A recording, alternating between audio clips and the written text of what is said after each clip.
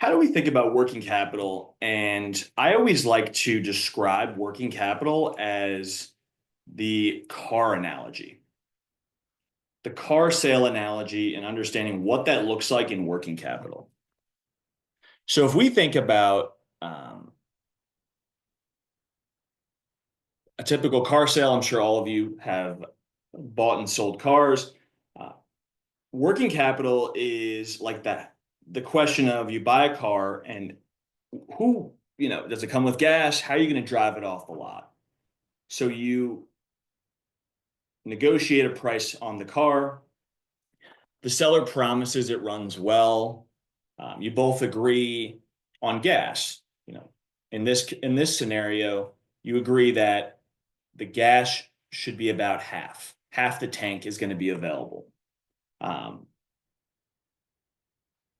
when at the time of sale, you make an agreement. Okay, you're going to get half tank of gas to drive off the lot and make it home. Working capital is like the gas tank in this transaction. It's the cash flow needed for daily operations. And you, as a business buyer, when you come in, these are real considerations you need to think about. So imagine this: you're driving away, you're driving away with an empty tank of gas. After the sale, you make it a few blocks down the road, and your car sputters and stops just a mile down the road. You know, you would be very upset and probably call up the seller or whoever you purchased the car from and say, you promised me a half tank of gas to make it home. Now I'm stuck on the side of the road, stranded. These are some of the pitfalls of not getting this gas tank discussion hammered out during small business deals. Despite the promises of the car salesman, there was no gas to operate the vehicle. So how are you going to get home? Likely, you may need to walk to a gas station and fill up a small tank of gas, pay for it with your own cash in order to turn the car back on and drive it home. There's a lesson in the simplicity of the tank of gas in a car sale, and how it relates to M&A. Without verified working capital or without ensuring that the car has gas, business operations will halt immediately once you're out of gas in acquisition. So I like to think about this. I want you to kind of think about this during the course of this working capital discussion.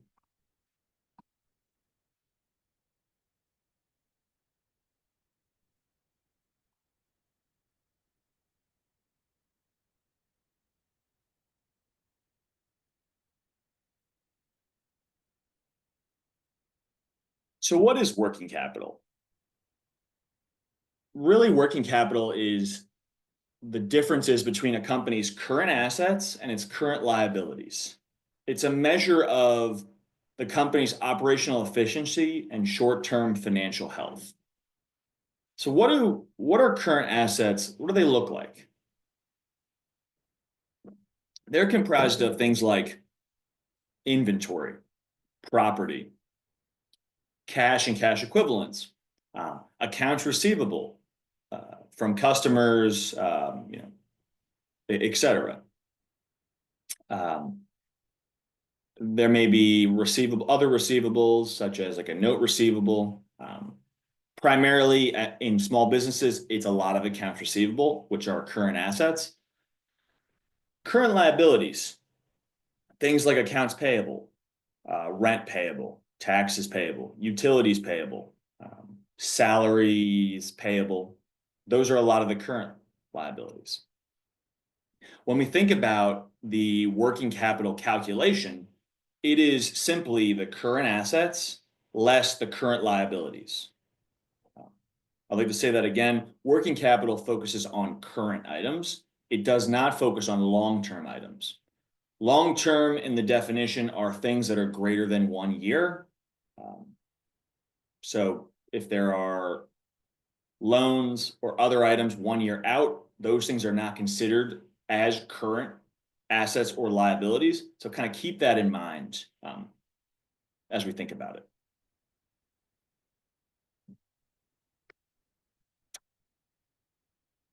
So working capital, in essence, measures the difference between a company's current assets and its current liabilities. Some current assets, as discussed: cash equivalents, accounts receivable, inventory, and other current assets. Long-term assets, which think greater than 1 year, are fixed assets, long-term investments, goodwill, and other long-term assets. On the flip side, accounts payable and accrued expenses fall in that current liabilities bucket. There may be short-term debt, such as a line of credit, which could be considered a current asset or current liability. The reason why it's important to determine the differences between what are current and non-current is that is your ultimate calculation of what is your working capital. So it's important to appropriately bucket the line items of the balance sheet when you're performing your analysis to make sure you're getting that calculation correct.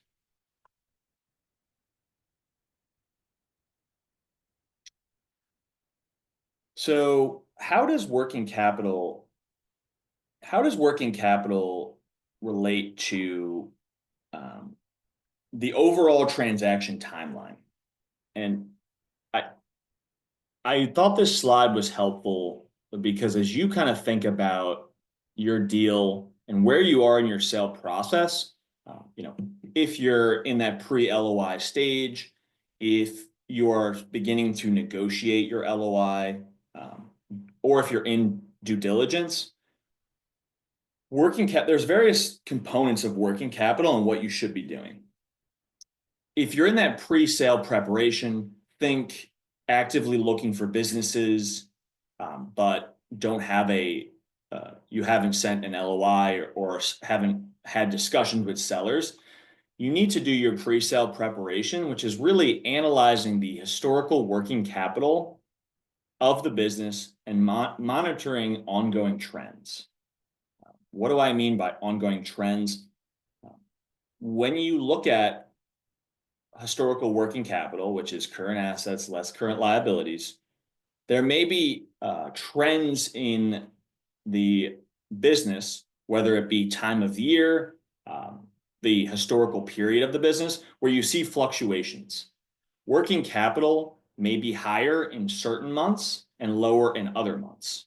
That could be due to seasonality or other trends. If you are actively negotiating an LOI, you need to define the working capital methodology. So how are you going to define working capital? Is it going to be the traditional current assets less current liabilities? Are you going to exclude things like cash-free, debt-free? These items are important during this negotiation because it sets a clear path from the LOI to the purchase agreement phase at the end of due diligence. If you're at that purchase agreement phase, have you established a working capital target? A working capital target, which we're going to talk about later on how to calculate it and some of the components. What is that comprised of? Is that working capital target clearly laid out in the purchase agreement? And more importantly, do both parties understand what that actually means? We'll talk about that a little later, but there's various components to consider. If you've negotiated the LOI and you are at the purchase agreement and you have made it to transaction close, are you actually in that period where there's a post-close true-up? Effectively, the post-close true-up will be performing a similar calculation which you use to establish working capital during the purchase agreement phase, and then comparing that at the true-up period. You calculate the closing working capital and you adjust the purchase price either up or down based on your established criteria. So I'm often asked the simple question of why do I conduct working capital? Why is it important? It's important because these have real dollars on the purchase price, either favorably, as in, the purchase, it'll be decreased in the purchase price, or your purchase price is actually increased. So there's a lot of components to kind of think about in terms of how you think about working capital during the various stages of buying a business, and what you should be doing accordingly.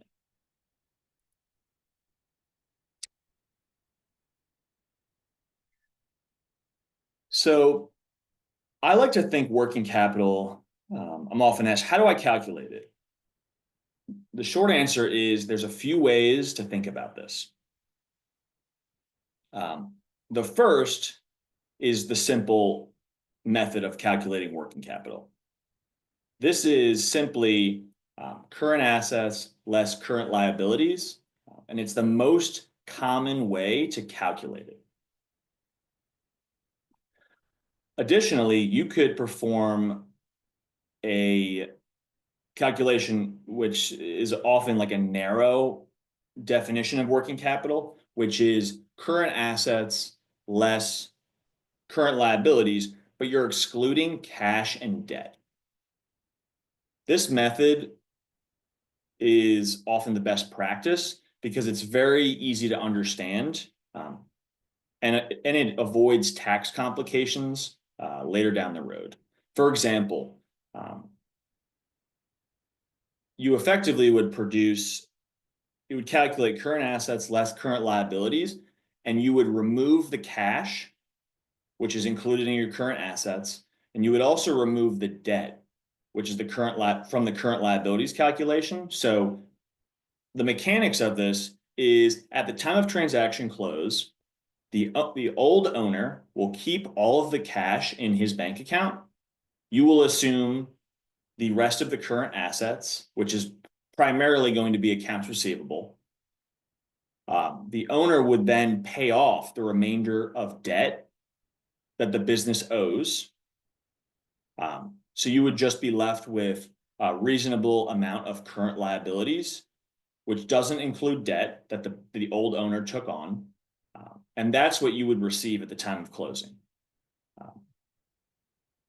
In reality, a lot of what you'll be assuming is accounts receivable minus accounts payable. So that's the narrow definition. The specific method, which is often used in asset sales or other structuring, is you specifically will call out certain items you want to obtain in working capital. So you typically would want the accounts receivable, the inventory, and then the accounts payable. This method really focuses on the cash conversion cycle of the business, which in reality is how long does it take for the company to convert inventory or receivables into cash. So best practice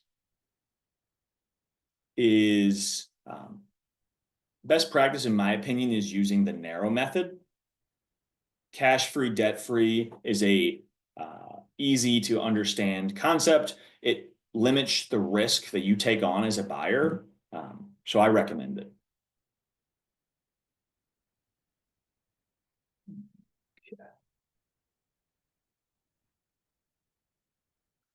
So let's walk through a example of what is working capital. Like, how do we arrive at it? So in this case, it's a consumer products business with 10 million revenue. Currently, it has current assets of 2.35 million current liabilities of 1.7 million. So if we stick to current assets, it's accounts receivable, inventory, and then prepaid expenses. On the flip side, primarily your current liabilities is accounts payable. The working capital calculation, which in this case, it is cash-free, debt-free, is just the current assets less the current liabilities to arrive at 600,000. This makes sense based on the consumer products business, as it generates a large amount of working capital compared to something like a software company. Consumer products generate higher inventory and accounts payable balances, and a healthy consumer products business should generate on average a non-cash working capital balance that is about 8.5% of sales. Let's walk through another example.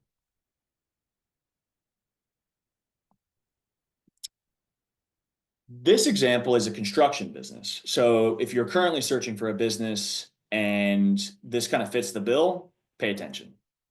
This construction business has high working capital requirements. There may be large project costs, etc. So your working capital levels typically have to be higher. Additionally, working capital has longer project times. They may have longer collection periods and some seasonality. A lot of construction is performed in favorable climates like the summer. So you may need to adjust your working capital based on when you're coming in as a new owner, etc. In this case, the current assets, which were almost primarily accounts receivable, was about 2.8 million. I wouldn't expect much in inventory and prepaid expenses in a construction business, just given the business operations I typically see. So you arrive at around 1.6 million. You'll note that depending on working capital trends, this working capital number may increase or decrease based on certain months.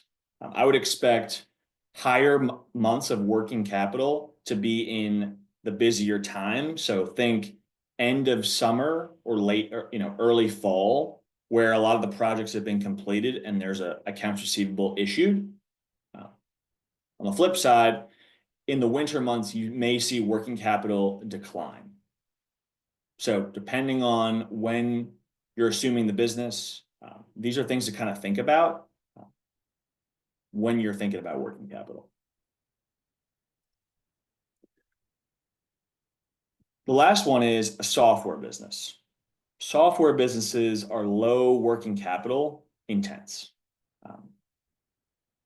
They often can even arrive at a negative working capital because they don't generate inventory. They don't carry a lot of deferred revenue because a lot of it is offering subscriptions.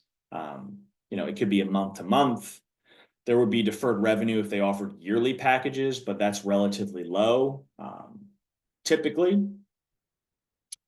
In this case, the accounts receivable was 2.1 million. The deferred revenue was 1.8. So actually, current liabilities are higher than receivables. In software businesses, it's tricky to calculate what is a working capital.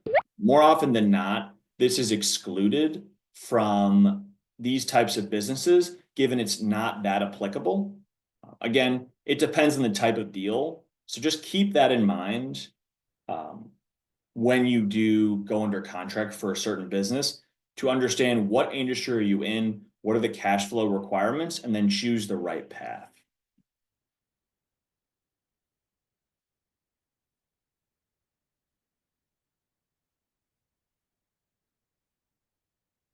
At the end of the presentation, I'm going to give tools for working capital and answer any questions. So stay tuned, and I'd be happy to walk through as many questions as I can.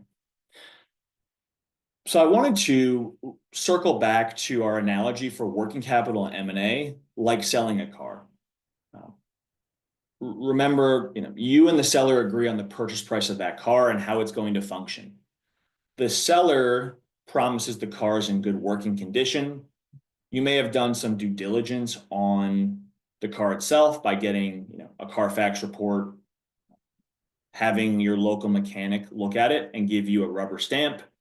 Um, you may have even agreed that there's a half tank of gas, which will be delivered at the time of close, so you can drive home and operate the car as usual. Um, Working capital in M&A is very similar when a buyer takes over the business. Uh, there are assurances that the seller will provide. The business is operating as usual. We're on track to meet or exceed our revenue from the prior year. Uh, but you don't really know what you're getting into until you get to the time of closing. Working capital ensures that you have a sufficient level of cash and capital on day one to generate cash flows and continue to support operations post-close. I want to reiterate that because I think it's very important. Without working capital, you will not have enough cash on hand to run the business going forward, which could result in significant challenges and may lead to a capital crunch. Getting this working capital number right is critical. Unfortunately, I've seen too many times where business buyers get excited about a deal, but they don't properly negotiate working capital, and they go through significant cash challenges. Some may need to scramble around to find a line of credit. Others may need to withdraw from their personal funds.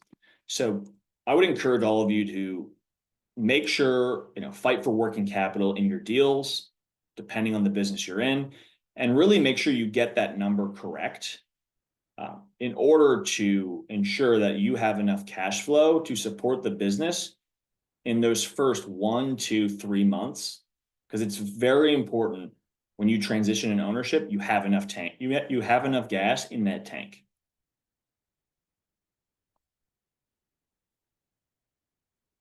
So what is working capital? Again, the accountant definition is the current assets minus the sum of the current liabilities. This will include cash and debt. You could do a cash-free, debt-free transaction. Additionally, you may exclude specific items from the transaction as agreed upon by both parties. The purpose ultimately in working capital is to determine the normal amount of working capital required to run the operations.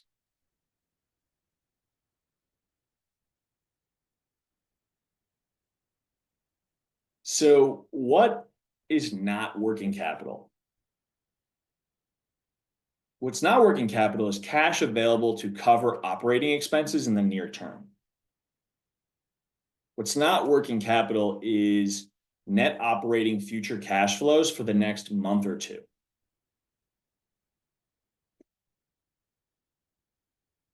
These transactions are tricky, and short near-term expenses should not be included as working capital. In a cash and debt, typically transactions are cash-free and debt-free. Sellers will keep the cash, and then sellers will pay off the debt, generally paid at closing.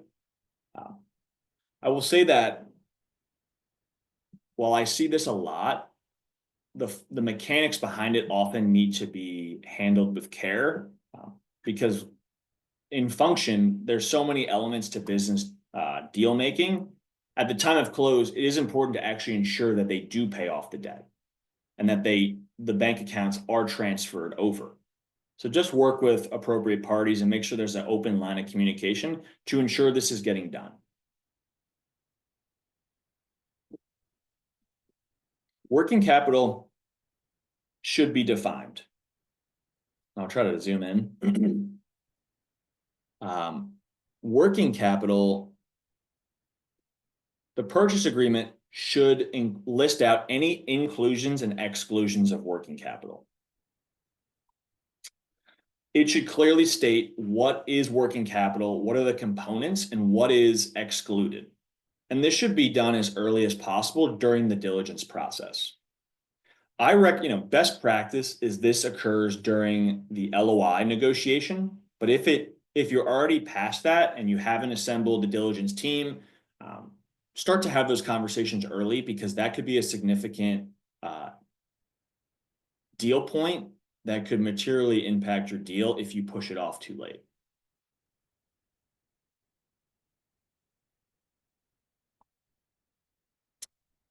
So does the buyer want a lower or higher target working capital in the purchase agreement? This is a fair question. So the buyer wants the target net working capital balance to be as high as possible. The buyer will often try to take the high point of net working capital over the past 12 months and even forecast a higher net working capital that has historically been achieved if the business is growing. Why do they do this? They do this because the reason is when a buyer wants the target to be higher than the delivered amount, typically the seller has to pay the buyer the difference.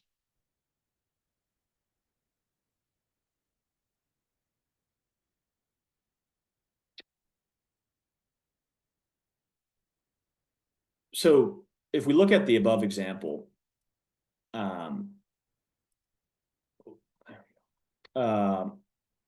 if the delivered net working capital is actually,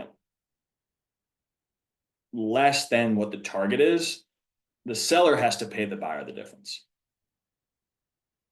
If the delivered is $1 million and the target was only 500,000, the buyer will actually pay the seller the difference. Without overcomplicating this concept, the differences really are your target net working capital is established at the time of closing and is typically written in the purchase agreement. From there, what amounts are actually delivered is the differences. You can establish a target earlier in the process, et cetera, but those are the mechanics of how these are real dollars based on what you identified as your target net working capital.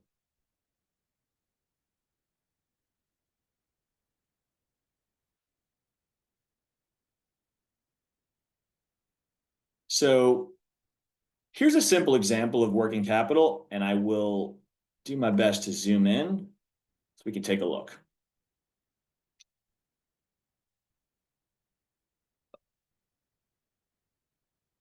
Let's see if I can. Just 1 second.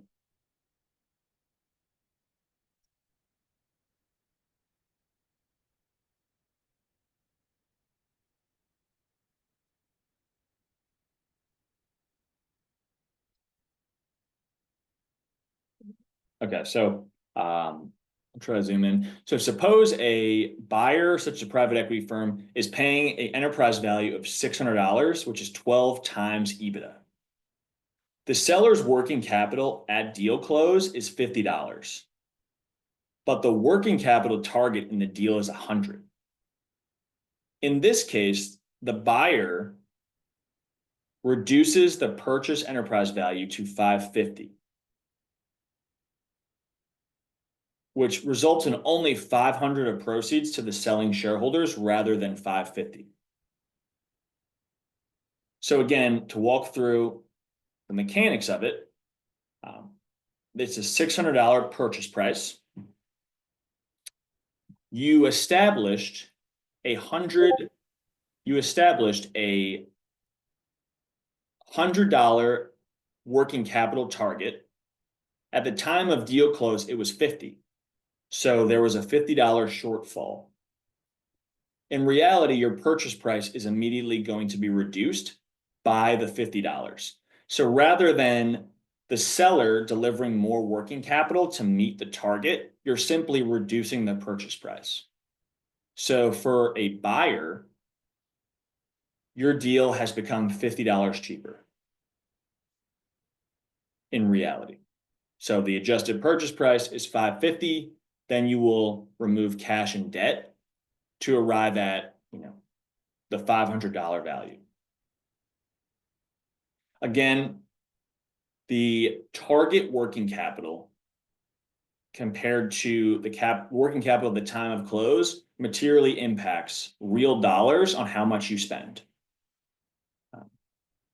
In terms of S&B deals, this can be very tricky. So I do encourage laying out what working capital looks like from a definition standpoint to make sure you arrive at this correctly. On the flip side, sticking to the same example, suppose the buyer is still $600, but the working capital at close is actually $150 versus the target of $100. So in this case, the seller is actually delivering more working capital than what was normal and agreed upon in the target. In this case, you actually would pay more money for the business, the additional $50 to the seller. Without overcomplicating it, this ensures an equitable transfer for buyers and sellers. Whether you choose to apply this scenario, I find it best practice because it does ensure a level of trust between buyers and sellers. More often than not, working capital is actually short than your target if you're a buyer. But clearly laying out a calculation such as the above is often very clear and fair and honest way to arrive at an appropriate level. And it just ensures a level of transparency going forward. Again, looking at a simple chart, if working capital is above the target, you have to adjust as accordingly. So if the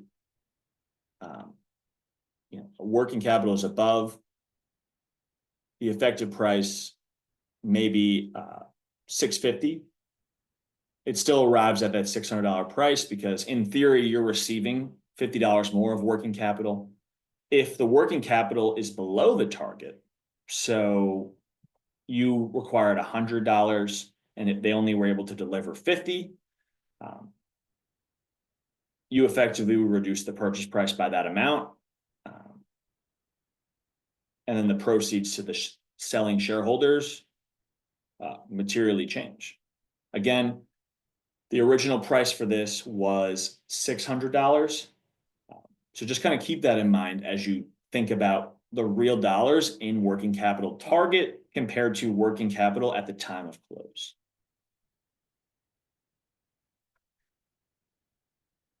So how do we think about working capital in the purchase agreement?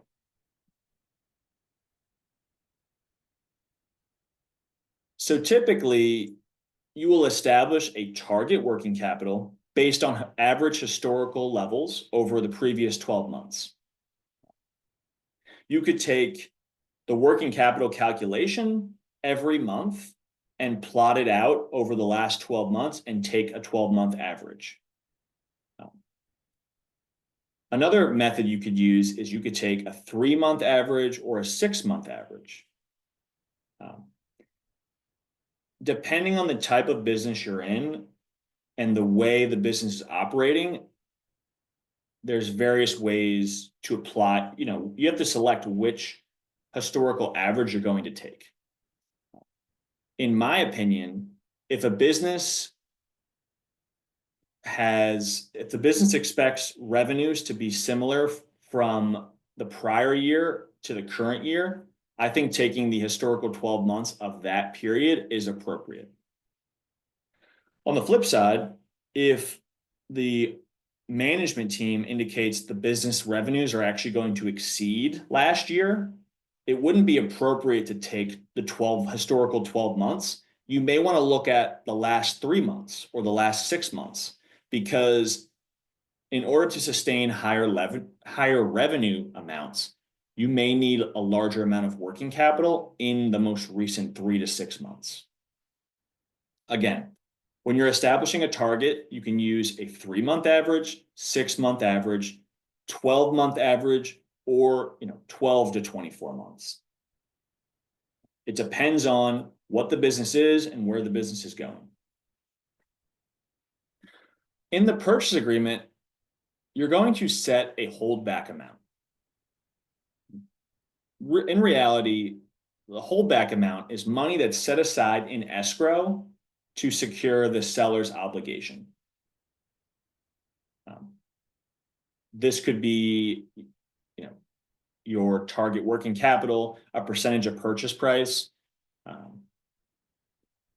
What is the holdback amount is used for is in the true-up period, which is typically 30, 60, or 90 days following closing, you will compare your target working capital amounts to the amounts at the time of true-up and adjust accordingly.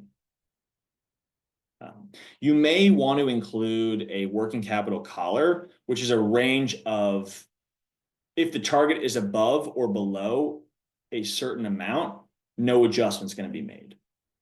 So if we flip back to our example of the $100 working capital target, you may set a collar of $10 to $15 above or below it, where no adjustment's going to be made. In reality, it depends on the negotiating parties and what you want to achieve. But I think this speaks to, another fair and equitable way you could structure your purchase agreement to align the buyer and the seller.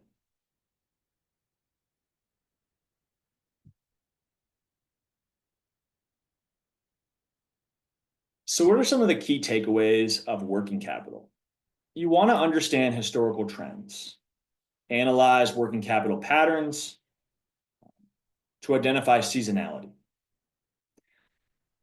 Seasonality can be presented in numerous ways depending on the business. If we think about the construction business, construction businesses often perform higher work, or they have more work during warmer months.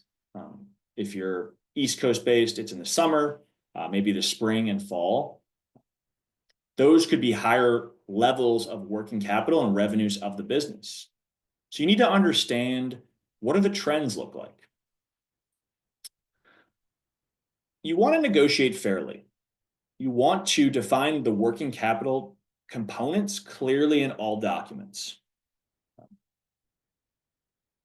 If you're a business buyer and you're speaking with sellers, it's important that you approach working capital and really all aspects of deal making in a fair and equitable manner.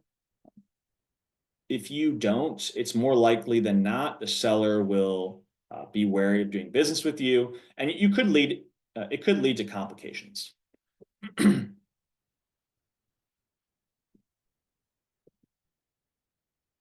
You want to maximize value.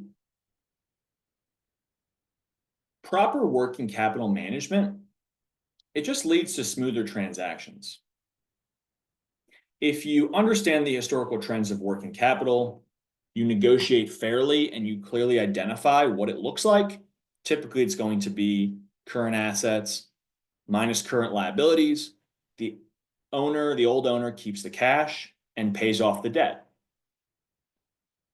If you identify and calculate a proper working capital target based on the trends, such as the last 12 months, the last 6 months, or the last 3 months, it ensures that you're being delivered working capital that is sufficient to run the business.